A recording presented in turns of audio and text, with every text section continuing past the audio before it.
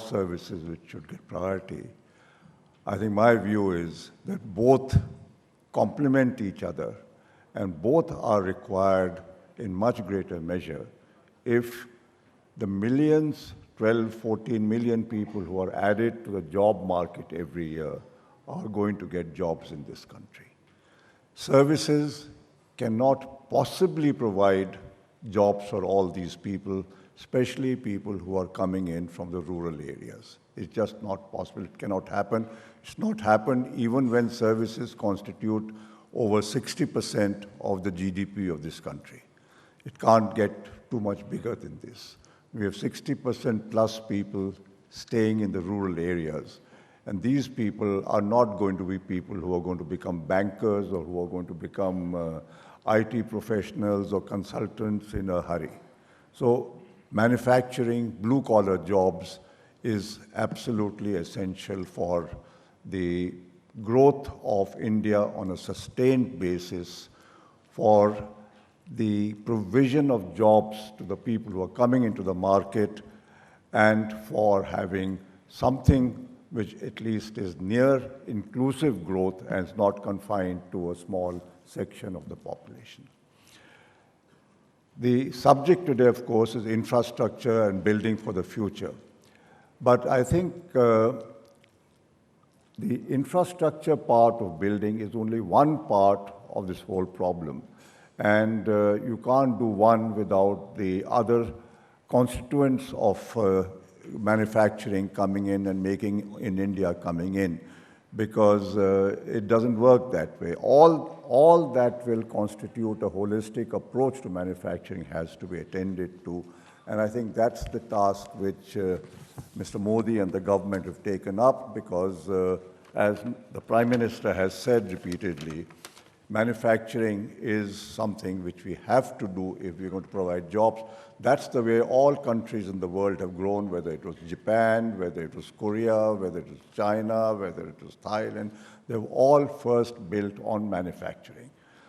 I don't know of a single large country anywhere in the world which has grown without first having manufacturing constitute 35–40% of its GDP.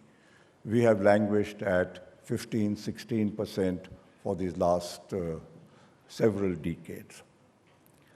Now, the first point I want to make is that the culture required for manufacturing is very different from the culture which prevails in an agrarian economy. And we have largely been an agrarian economy. The culture for competitive manufacturing, because if we are going to grow in manufacturing, manufacturing now has to be globally competitive. We are no more a closed economy. We can't say that we are doing import substitution and growth will only be within the country. Nobody can compete here. So the culture for competitive manufacturing has to be built. And this culture for competitive manufacturing is very different from the culture we built in these 60 years, which has been a culture built around socialism, built around the concept that the government is the my-bap and provides citizens with all that they need. If there's any problem, it's the government which will solve it for us. We don't have to do anything. So if we are going to make in India and build for make in India, this culture of what goes for rural economy, what goes for a socialist economy, what goes for the my-bap culture has to give way to what is a modern manufacturing culture. Second point, will manufacturing in India grow through the private sector or the public sector? Because these are the two options one has. The experience, not only in India but world over, has shown that the public sector is not a good vehicle for growth of the manufacturing sector. You can establish it, but it doesn't lead to sustained rapid growth. It doesn't lead to competitiveness. It doesn't lead to upgrading of technology regularly. Therefore, it has to be the private sector. But if the private sector grows, we all then have to accept that private sector growth will lead to creation of wealth with individuals. It will lead to to private individuals making profit. It will lead to individuals becoming economically amongst the bigger in the economy. It will mean that government has to facilitate this happening, that positive steps have to be taken, government has to be proactive in making manufacturing by private sector competitive. And this goes against all the past culture of socialism which we have developed in these 60 years, because this is not acceptable. It's not acceptable to our intellectuals. It's not acceptable to our NGOs. It's not acceptable to the media. It's not acceptable to the politicians so far. And if that culture doesn't change, I'm afraid manufacturing will not become competitive. We will not have Make in India as a reality. We have to change laws, rules, procedures in favor of private sector growth. We are not doing it.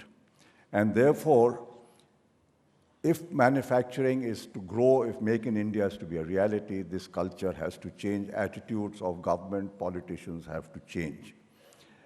The policies which we adopt are not based on a single priority. Priorities in government always clash. Somebody wants manufacturing in India, the DIPP or the Ministry of Industry, but there are other ministries which have other priorities. And almost inevitably you will find situations where actions taken by different arms of government are actually pulling in different directions. And therefore, if we are really going to grow manufacturing, there has to be somebody who is a kind of czar for manufacturing, who will be able to see that all policies of government, whether it's the state governments or the central governments, go in the same direction. But having said this, the government role, one aspect also I think we, especially all of us assembled here, need to consider.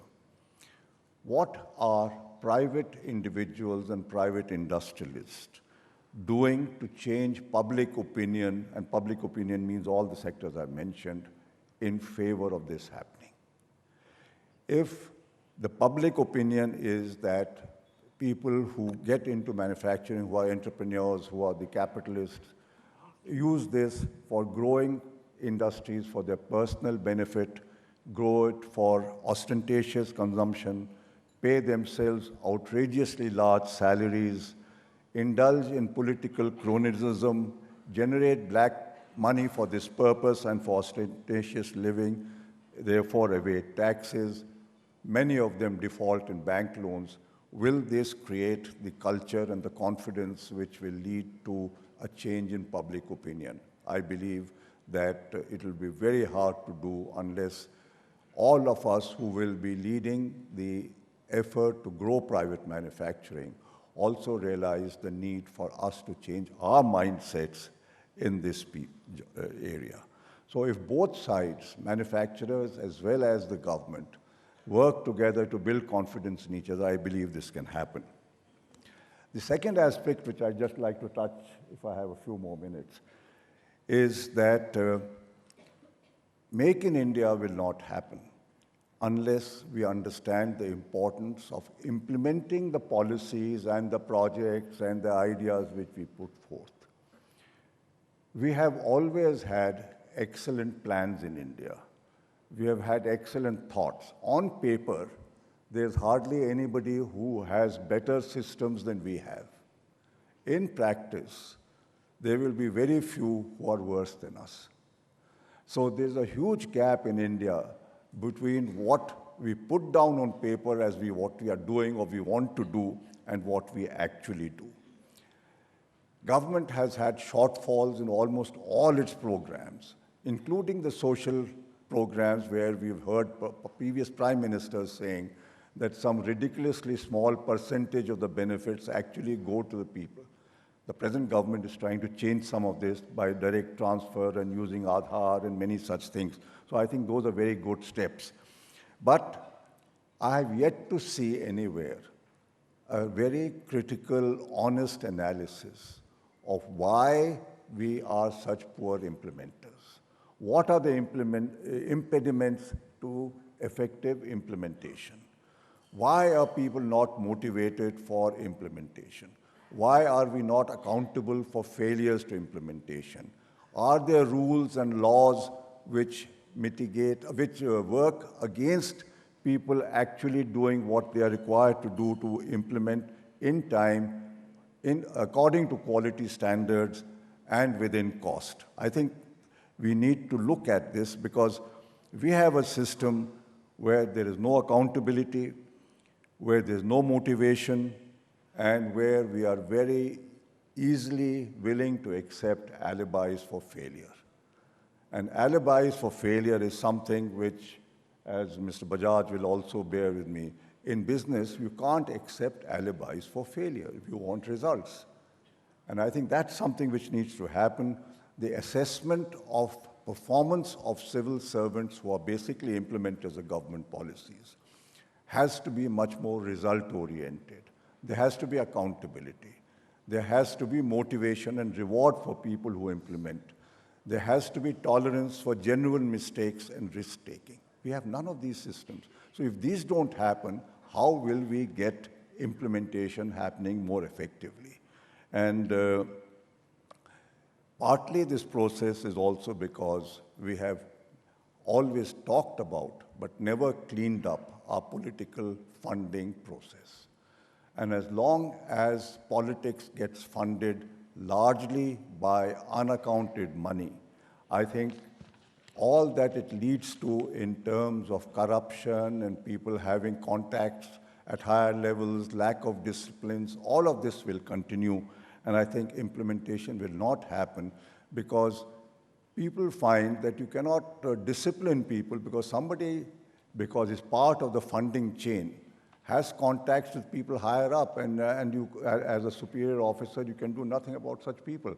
Many SPs have got transferred because the station house officer could not be disciplined, and when he was SP or a DIG tried to discipline him, the complaint went to the top, and these guys got transferred rather than the SHO. And that's a story which happens across the board. So I think that's another aspect which we need to look into. You cannot be a soft state. You cannot be a state where at lower levels corruption is rampant if you're going to be an effective manufacturing country. Thank you very much.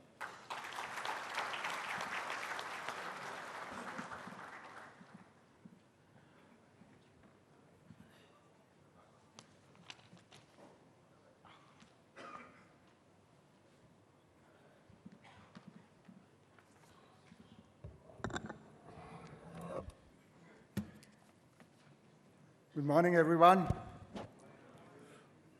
As always, I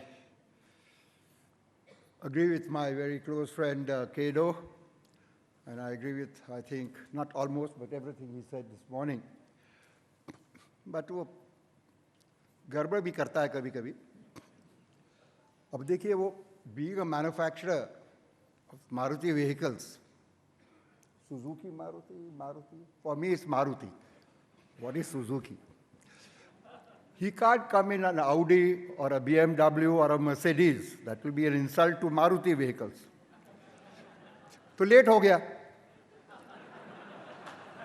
यदि Bajaj rickshaw में आता तो time पर आता.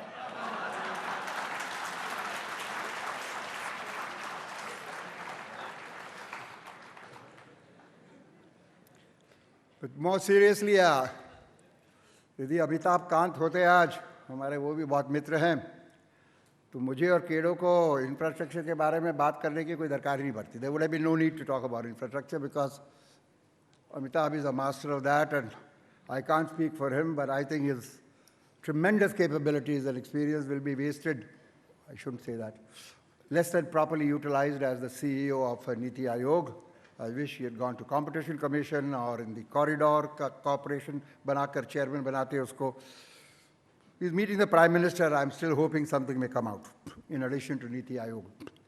But that apart, a little bit on what Sudhir asked about manufacturing and services, I thought that could have been taken in questions and answers, but as Kedo has referred to that, it's obvious. There's no question of choice. You need both. In case of We all know IT or services, especially the IT part of services, there are other parts like hotels and hospitals and others, but has grown mainly because the government was not involved in that. So there's nothing for the government to do, but that will grow anyway. It's the manufacturing, which again, Cato said, which needs no money, no incentive, no nothing of the sort. Let's not forget, we individuals, we corporates, ultimately, we pay money to the government. We don't take money from the government. The government would not run otherwise. The government's expenses for building things, for policing, for whatever, money doesn't drop from heaven. It's all taxpayers' money. They can't keep printing money. We'll have a 500% inflation. So we pay money. We ask for this incentive, 30% की जगह we'll pay 29% नहीं हुआ इस बार, वगैरह वगैरह वगैरह. I never ask for that because I think that's meaningless. वो बोलने के लिए बोलते हैं. What we want is the ease of doing business, which the Prime Minister has rightly said. As yet, I don't see it on the ground, by and large. But yes, we want on the ground, don't come in our way, then let us do what we want efficiently.